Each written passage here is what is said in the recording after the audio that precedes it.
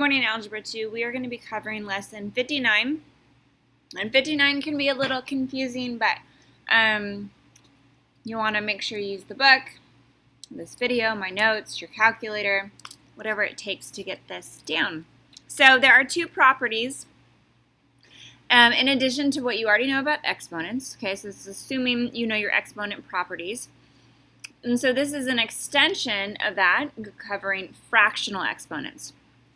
So the first property is that any number to the 1 over n can be rewritten. Now, I've written some examples. So I have the square root of 16. Well, the square root of 16 is the same as 16 to the 1/2. There's an invisible 2 here, and they don't write it because it's the most common root that we use. The cube root of 8 can also be written as 8 to the 1/3. Notice the 1 on top. Okay. Another example, the fourth root of 81 can be written as 81 to the 1/4. So notice it's just the number inside to the 1 over whatever that root power is. So that's an example of that property. These all have nice answers. I just didn't write them. Like the answer to this, square root of 16, or 16 to the 1/2 is 4. The answer to these is 2, and to this one is 3. The other property covers what to do when you don't have a 1. So 16 to the 3/4 can be written as, 16 to the 3rd, the 4th root of. Because remember, the 4th root of, this would be 16 to the 3rd to the 1/4. Remember, because what we covered over here, this out here can be written as 1 to the 4th. So how I remember it is the top number stays with the 16 and the bottom number goes out. So the top number stays, so this is 81 squared. The bottom number goes out. Okay? So we are going to jump into your lesson practice, which is on page 424. Part A and B would like us to write it as a radical, just like what we did up above. So part A, they gave us 7 to the 1/7, and part B, 4 to the 5/3. So they'd like us to write this in a radicand expression, meaning your answer should include a radical. So for part A, 1/7 would just be rewritten as the 7th root of 7. For part B, remember the top number stays inside and the bottom goes out. And so that was it for A and B.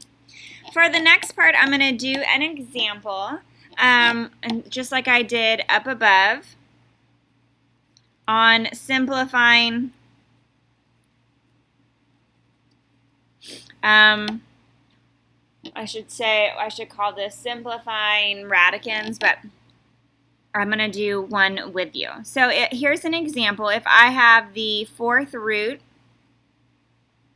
of 81 to the x to the 12th, y to the 10th, and z to the 6th.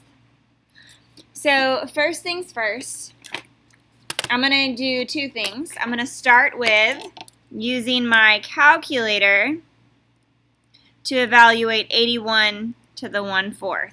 I'm going to start with the number. I'm going to find the 4th root of 81.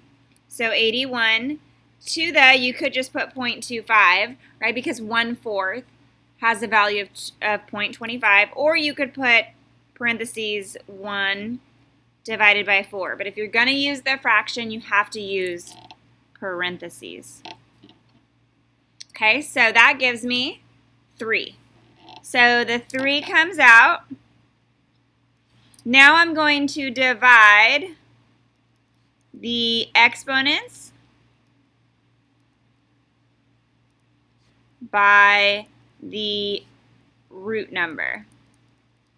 So 4 goes into 12 perfectly 3 times. So x cubed would come out. Okay? Next, 4 goes into y to the 10th. It goes in twice. However, I have a remainder. 4 goes into 10 twice.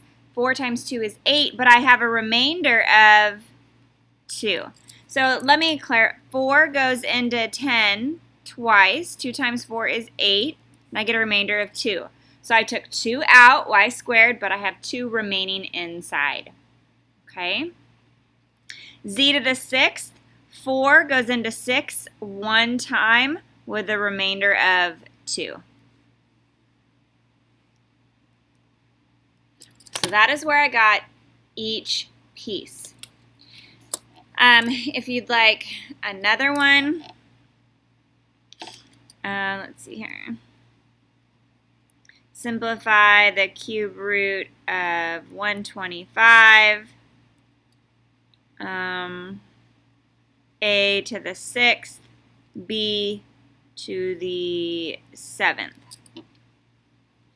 All right, so using my calculator, I would do 125 to the 1 divided by 3. Notice that everything I wrote right there is everything I'm going to put in my calculator. So 125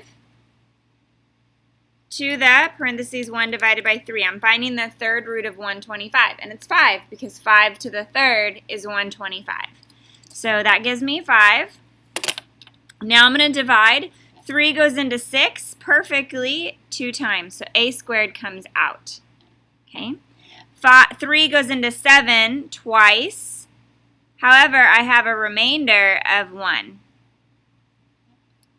And let me rewrite my root symbol because we don't want to confuse our root symbols.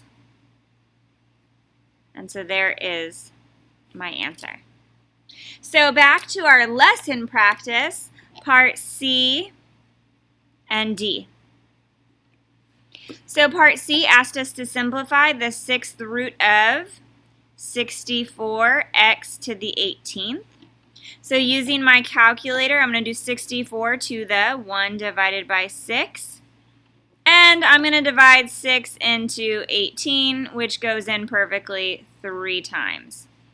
So in my calculator, 64 to the 1/6, or what number to the 6th power gives you 64? Got to be pretty small. 2. So 2x to the 3rd, because 6 goes into x to the 18th perfectly 3 times. So that is my answer. Part D, they'd asked us to simplify the cube root, and this is moving on to the next part of our lesson, x to the 24th over 6th. So I can actually rewrite these to be the cube root of x to the 24th and the cube root of 6. All right, so I'm going to simplify the top. 3 goes into 24 perfectly 8 times. 3 does not go into the root of 6. So I need to multiply the top and bottom with a number that is involving a number I do know the cube root of in reference to 6. So I know the cube root of 216 is 6. So 6 times 36 would give me 216. So I have to multiply by the root symbol. Same root symbol. And it's not square root, we've got cube root. So this produces x to the 8th times the cube root of 36 over the cube root of 216, which I just told you. So I'm going to rewrite the top, and I get 6, because the cube root of 216 is 6. That is a really tough problem, but that's why I'm here to help you if you need help on your homework, either through a Google Meets, through the on-campus cohort. You just have to, you can privately message me and say, hey, I need help, and then we can meet, FaceTime through the computer, but please reach out if you're needing help on these problems. All right, so we're going to move on to parts E and F. This is review of exponent properties. So in part E, I have 49 to the 5/4 times 49 to the 3/4. Now, I don't know if you remember your basic exponent properties, but when I multiply and the base is the same, then we add our exponents, and I would get x to the 5th. So I'm going to do the same thing here. Okay, I know it looks different because I have fractions.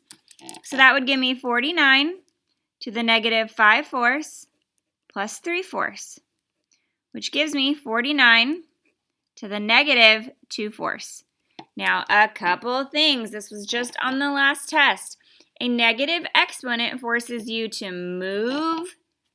So this now becomes 1 over 49 to the 1/2, which is 49 to the 1/2 is asking you to take the square root.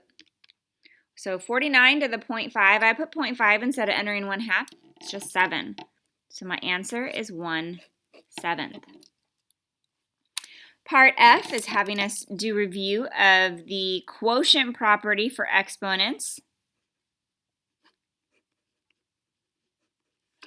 Okay, so quotient property, if I have x to the 10th divided by x to the 7th, we subtract. That's the shortcut. So I subtract my exponent. So I'm going to do that here. That means I have 15 to the 17/6 minus 5/6. That gives me 15 to the 12/6, which simplifies perfectly to 2, right? 12 divided by 6 is 2. And 15 squared is 225. All right, moving on. I believe I have 2 more that I'm going to simplify before we move on to solving. So part G and part H. So part G is 625 to the 1/16 to the 4th. This is also reviewing exponent properties. So when I have an exponent raised to an exponent, I multiply. Where here I add exponents, and here I subtracted. So here I multiply, so that gives me 625 to the 4 over 16, which is 625 to the 1/4, which is, using my calculator, 625 to the 1 divided by 4 is 5. So my answer is just 5. In part H, they gave me 1,024 times 32 to the 1/5. Honestly, I would just enter it in my calculator, but they're showing you that I have to raise each thing to the 1/5.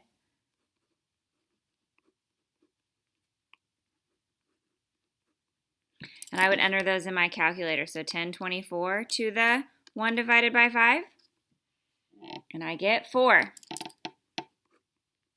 Times 32 to the 1 divided by 5. And I get 2. And 4 times 2 is 8. All right, the rest is solving. And to solve, you raise each side to the reciprocal power. So starting with part I, it says to solve x, my bad, x to the 1/9 equals 3. So in order to get rid of this exponent, I simply raise both sides to the reciprocal. So reciprocal of 1 over 9 would be 9 over 1, which is just 9. So that would give me x equals 3 to the 9th, which is 19,683. Part J says to solve x to the 7/6 equals 128. So in order to get rid of that exponent, I'm going to raise both sides to the reciprocal. So I'm left with 128 to the 6/7. I got a calculator, so that's what I'm going to use. I don't know about you, but why would I have, so 128 and then to the 6 divided by 7. That's how I'm going to enter it. 128 to the 6 divided by 7, and I get a nice number, 64. All right, use those calculators. Next one, I think I'm on K. X to the 5/2 equals 4. And they're asked, and to solve, remember, we raise each side to the reciprocal. So 4 to the 2 divided by 5 equals, I enter that in my calculator, probably going to get a decimal. And I got 1.74. And we are going to skip L. For your homework, we are going to skip numbers 11, 12, 16, 17, 22, 26, and 29. Thank you.